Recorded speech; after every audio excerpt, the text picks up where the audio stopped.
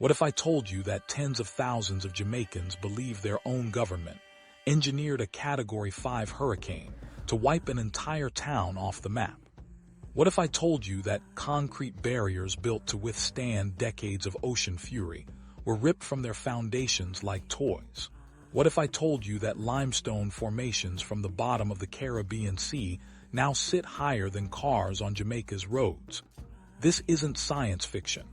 This is Black River, Jamaica, after Hurricane Melissa, and the conspiracy theory spreading like wildfire across social media has finally forced the Jamaican government to break their silence. Before we dive into what really happened in Black River, and before we explore why thousands believe this storm was manufactured, let me be clear about something. What you're about to hear involves allegations of weather manipulation, secret land grabs, and a smart city project that supposedly required the complete destruction of one of Jamaica's historic coastal towns. The evidence is disturbing, the government's response is revealing, and the truth, well, you'll have to decide that for yourself. Let's start with the conspiracy theory that's tearing Jamaica apart right now. In the days following Hurricane Beryl's direct hit on Jamaica's southern coast, something strange began happening on Jamaican social media. It wasn't just the usual disaster coverage. It wasn't just people sharing damaged photos or asking for help. No, this was different. Thousands of Jamaicans began connecting dots that seemed too coincidental to ignore. Here's what they remembered. Just months before Hurricane Melissa struck, Prime Minister Andrew Holness stood at the opening of a KFC restaurant in Black River and announced plans for something ambitious. A brand new city, not an expansion of existing infrastructure, not a renovation project, but an entirely new smart city to be built somewhere in St. Elizabeth Parish. He spoke about modernization, about progress, about transforming Jamaica's future. The crowd applauded, politicians smiled. Nobody thought much of it at the time. But then Melissa happened. When the Category 5 hurricane made landfall, it didn't just damage Black River. It didn't just knock down some trees and flood some streets. According to eyewitnesses, it effectively erased portions of the town. And that's when the theory exploded across every Jamaican social media platform. What if the hurricane wasn't natural? What if it was deliberately created or steered to devastate Black River? What if the government needed the land cleared for their smart city project, and Mother Nature, with a little help, provided the perfect excuse? The theory gained such traction, spread so rapidly, and convinced so many people that the government could no longer ignore it. Floyd, the Member of Parliament for St. Elizabeth, was forced to address the conspiracy directly in a podcast interview. His response: let's just say it raised as many questions as it answered. When asked point-blank if the government caused Hurricane Melissa to destroy Black River for a smart city project, Floyd Green's first word was simple: it's crazy. His second response: absolutely not. He seemed genuinely frustrated, almost offended that he even had to address such an allegation. He called it ridiculous. He said the dots don't connect, that the math doesn't map, that it makes no logical sense. And on the surface, his argument seems reasonable. Why would any government deliberately destroy 30% of its GDP? Why would a minister of agriculture celebrate being on track for the best harvest year in Jamaica's history, 7% ahead of previous records, poised to break 900,000 tons of production for the first time ever, only to have it all wiped out? From a pure political perspective, Green argued, such devastation benefits nobody. The destruction, the suffering, the economic collapse serves no one's interests. But here's where things get interesting. Green then explained something that conspiracy theorists claim actually proves their point rather than debunks it. He clarified that when Prime Minister Holness spoke about a new city in St. Elizabeth, he was at the KFC in Black River, but the new city was never intended for Black River itself. Black River, he explained, is already an established capital town. The new city would be built elsewhere in the parish, on land the government already owns. Over 4,000 acres of government-owned land in St. Elizabeth, to be exact. Land where they wouldn't need to negotiate with private owners. Land where development could begin immediately. Land that was supposedly already identified before the hurricane hit. Do you see why this explanation didn't calm the conspiracy theorists? In fact, it energized them. Because now they're asking, if the government already had 4,000 acres of their own land, why did the Prime Minister make his announcement in Black River specifically? Why that location? Why that timing? And more importantly, if you're about to see what actually happened to Black River, you'll understand why some Jamaicans find the official explanation hard to swallow. Let me paint you a picture of Black River before Hurricane Melissa. If you've never visited, you need to understand what this town was like. Along the coastal road, massive retaining walls stood as monuments to engineering. These weren't decorative barriers. These were storm breaks, wave barriers, structures built specifically to protect the town from the Caribbean Sea. We're talking about concrete and stone constructions 3 feet wide, built decades ago, designed to withstand the southern coast's notoriously large waves. Jamaica's southern coast gets hit harder by ocean swells than the north. It's basic geography. So these barriers weren't just thrown together. They were engineered properly, dug 20 feet into the ground, reinforced with steel wire, secured with concrete and massive stone foundations. They were so sturdy, so permanent that locals would stand on top of these seawalls, set up tables, sell goods, socialize. Generations of Black River residents grew up with these barriers as part of their landscape. Hurricane Melissa ripped every single one of them out from their roots, not damaged, not cracked, not weakened, completely excavated from foundations that went 20 feet deep into the earth. Structures that had survived decades of hurricanes, countless tropical storms, and the daily pounding of Caribbean waves were torn out like they were made of cardboard. When you drive through Black River now, you don't see broken retaining walls. You see empty spaces where they used to be. You see the holes where 20-foot deep foundations once existed. But that's just the beginning of what Melissa did to Black River. As you continue down the coastal road, you reach a point where you can't continue on the road at all. Why? Because the road is blocked, not by fallen trees, not by debris from destroyed buildings, but by coral stone, mountains of coral stone piled higher than vehicles, coral stone covering the entire road, the sidewalks, everything. Now, if you don't know what coral stone is, let me explain why this is so significant. Coral stone is a limestone formation that exists on the seafloor. It's not just sitting loose on the ocean bottom. It's part of the seabed itself. It's what creates coral reefs. It's what marine vegetation grows on. It's the habitat foundation for fish, crabs, lobsters, entire underwater ecosystems. This stone is heavy. It's embedded in the seafloor, and it doesn't move under normal circumstances. Hurricane Melissa picked up massive chunks of the Caribbean seabed and deposited them on the streets of Black River. The storm literally reached down into the ocean, tore apart the seafloor, and threw it onto the land.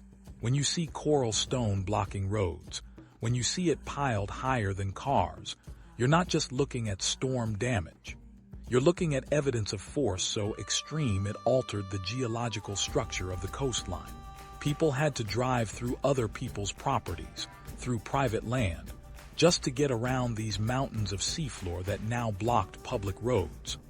The destruction forced vehicles to detour through areas near the medical center, the hospital, anywhere they could find passage. Speaking of the medical center, here's another detail that feeds the conspiracy. There's a brand new medical facility right across from Black River's hospital. And when I say brand new, I mean pristine. Modern construction, fresh roofing, the kind of building that represents significant government or private investment in the community's healthcare infrastructure. Hurricane Melissa destroyed it completely. The roof is gone. The structure is compromised. A concrete building built to modern standards reduced to ruins. But here's what's strange. Here's what has people talking. That KFC where Prime Minister Holness made his smart city announcement, the one right in the disaster zone, it's virtually untouched. The building stands intact. The glass is still there. Everything survived. Sure, maybe they put up storm shutters, maybe the architect was brilliant, but the contrast is stunning.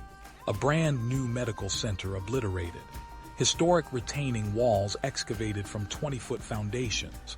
The seafloor deposited on roads. But the KFC? Fine. Some people are joking that whoever built that KFC should get the contract to rebuild all of Black River. Others are asking darker questions about why that particular building survived when everything around it was devastated. But the real story, the one that should haunt every person watching this video, isn't about conspiracy theories or government plots. It's about what Hurricane Melissa revealed about human vulnerability. When the storm cleared and people could finally assess the damage, they found 3-story mansions reduced to single, inhabitable rooms. Brand new Jeep Wranglers flattened like aluminum cans. BMW vehicles bent and destroyed beyond recognition. Luxury cars, the kind that cost more than many Jamaicans earn in years, treated like toys by the wind and water. One of the most expensive roofing options in Jamaica is shingle roofing. A normal 2- or 3-bedroom house requires roughly $1.5 to $2 million Jamaican dollars worth of shingles. In Black River, there were massive homes, 7- or 8-bedroom properties, with premium shingle roofs worth $3 to $5 million. Hurricane Melissa took them off in minutes. Half the roof gone. $3 million of investment vanished in one breath of wind. And here's the thing that strips away all the conspiracy theories, all the political arguments, all the debates about smart cities and government land grabs. The same wind that destroyed those million-dollar roofs also destroyed tiny 1-bedroom homes where families barely survived. The same storm surge that flooded luxury properties also flooded communities where people had nothing to begin with. Whether you're rich or poor, whether you own a mansion or rent a single room, whether you drive a luxury vehicle or walk everywhere, Hurricane Melissa didn't discriminate. It didn't care about your bank account. It didn't spare you because of your social status. Everything and everyone in its path suffered equally. That's the real lesson of Black River, not conspiracy theories, not smart city projects, but the humbling, terrifying reminder that nature doesn't recognize human hierarchies. All our wealth, all our infrastructure, all our plans for the future mean nothing when a Category 5 hurricane decides to remind us how small we really are. Now, before we continue, I need you to do something. If you're finding this story as compelling as I did, if you want to see more in-depth coverage of events that mainstream media won't touch, I need you to hit that subscribe button right now. We're pushing hard to reach 20,000 subscribers, and every single subscription tells YouTube that this content matters, that these stories need to be told. So do me a favor, tap that subscribe button, hit the like button, and drop a comment telling me where in the world you're watching from. Are you in Jamaica? Are you in the Caribbean? Are you watching from the diaspora? Let me know in the comments. Your engagement keeps this channel alive. Now, back to the question everyone wants answered. Is there any truth to the conspiracy theory? Let's examine the evidence objectively. The theory requires several things to be true simultaneously. First, it requires that weather manipulation technology not only exists, but is sophisticated enough to create or steer Category 5 hurricanes. Second, it requires that the Jamaican government has access to this technology or is working with foreign entities that do. Third, it requires that dozens or hundreds of government officials, meteorologists, and international observers are all part of a coordinated cover-up. Fourth, it requires a motive that outweighs the massive economic damage, the loss of agricultural production, and the political fallout. Floyd Green's explanation about the 4,000 acres of government-owned land actually addresses the motive question. If the government already owns enough land to build their smart city without displacing anyone, Why would they need to destroy Black River? Why create an international disaster that brings negative attention, requires billions in recovery funding, and devastates your own constituents? The counterargument from conspiracy theorists goes like this. Maybe the 4,000 acres aren't in the ideal location. Maybe Black River's coastal position, its existing infrastructure, its historical significance make it a more valuable location for a modern smart city. Maybe the hurricane provided cover for a redevelopment plan that would have faced massive public opposition if proposed under normal circumstances. After all, it's easier to rebuild on cleared land than to demolish and relocate existing communities. There's also the timing element. Prime Minister Holness announced the Smart City project. Months later, a historically powerful hurricane devastates the exact region. The government already has plans and land identified for development. Recovery funds will flow in from international sources. Building contracts will be awarded. A major redevelopment project suddenly has justification and funding that wouldn't have existed otherwise. Coincidence or correlation? Here's what we know for certain. Weather modification technology does exist. Cloud seeding has been used for decades to influence rainfall. Countries have experimented with hurricane modification programs, though with limited success. The technology to influence weather patterns is not science fiction. It's established science. The question isn't whether humans can impact weather. The question is whether anyone can control something as massive and chaotic as a Category 5 hurricane, and whether they'd have reason to do so. We also know that disaster capitalism is real. Throughout history, natural disasters have been opportunities for massive wealth transfers, for redevelopment projects that benefit connected contractors, for land acquisitions that would be impossible under normal circumstances. Haiti's earthquake led to controversial rebuilding contracts. Hurricane Katrina led to the gentrification of New Orleans. Puerto Rico's hurricane devastation opened the door for mainland American investment and development. When disaster strikes, someone always profits. The question is whether that pattern of opportunistic development is the same as deliberately causing the disaster in the first place. Floyd Green seemed genuinely frustrated by the conspiracy theory. His explanation about government-owned land, about the economic damage, about the loss of agricultural progress all make logical sense. But logic and public perception are two different things. When people see their homes destroyed, their livelihoods eliminated, their communities transformed overnight, they look for explanations. And sometimes, the explanation that feels true is more powerful than the one that is true. What's undeniable is the scale of destruction in Black River. Those retaining walls that were excavated from 20-foot deep foundations. That's not normal hurricane damage. That's extreme force. The coral stone from the seafloor now blocking roads. That represents storm surge and wave action of almost incomprehensible power. The selective destruction where some buildings were obliterated while others survived. That's the chaotic nature of hurricane-force winds and flooding, where small differences in construction, angle, and timing mean everything. Hurricane Melissa was a legitimate meteorological event. It formed in the Atlantic, was tracked by weather services worldwide, and followed predictable patterns based on ocean temperatures and atmospheric conditions. There's no credible evidence of weather manipulation, but there's also no denying that the aftermath creates opportunities for exactly the kind of development project the government had already announced.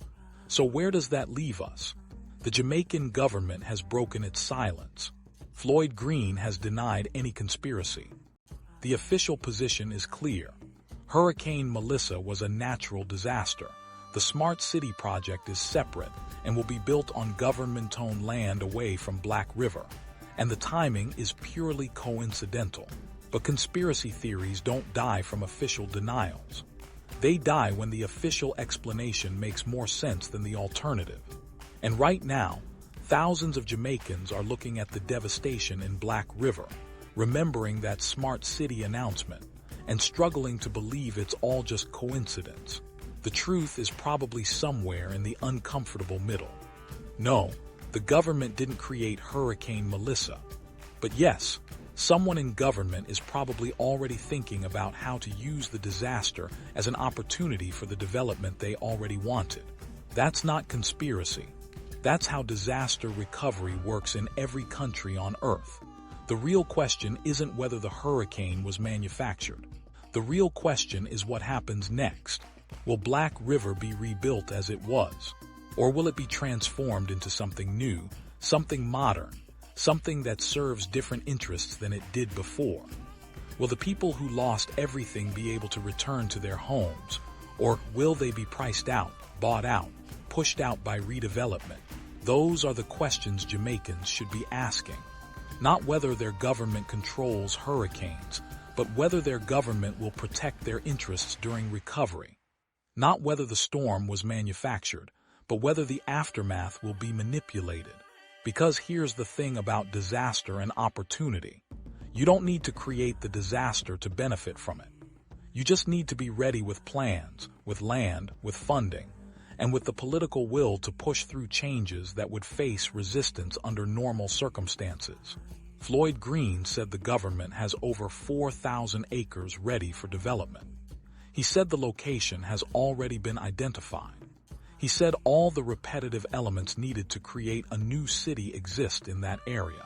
Those are his words, not speculation, not theory, official government position. They were ready to build a new city before the hurricane hit. Now, in the aftermath of catastrophic destruction, those plans will move forward.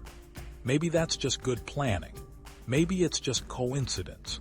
Maybe Floyd Green is telling the complete truth when he says the new city was never intended for Black River itself. Or maybe, just maybe, the conspiracy theorists are asking the right questions, even if they're coming to the wrong conclusions. What do you think? Drop your thoughts in the comments. Do you believe the government's explanation? Do you think there's more to this story? Have you been to Black River before or after the hurricane? Share your perspective. Let's have a real conversation about what's happening in Jamaica right now. And don't forget, if you want to see more investigative content like this, if you want stories that dig deeper than surface-level reporting, hit that subscribe button and help us reach 20,000 subscribers. Your support makes this work possible. The story of Black River isn't over. Recovery will take years. The truth about what really happened and what happens next will emerge slowly. But one thing is certain.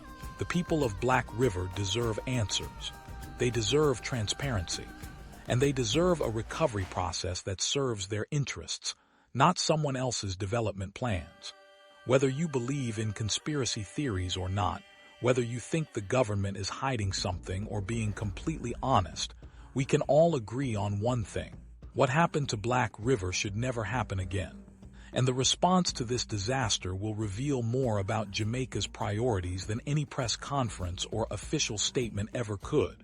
Stay informed, stay critical, and most importantly, stay engaged.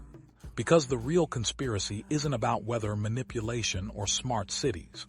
The real conspiracy is the one that happens in plain sight when people stop paying attention. Until next time, this is your reminder that truth is complicated, that easy answers are usually wrong answers, and that the most important question isn't what happened, but what happens next. Don't forget to subscribe, like, and comment. Let me know where you're watching from and what you think about this entire situation. I'll see you in the next video.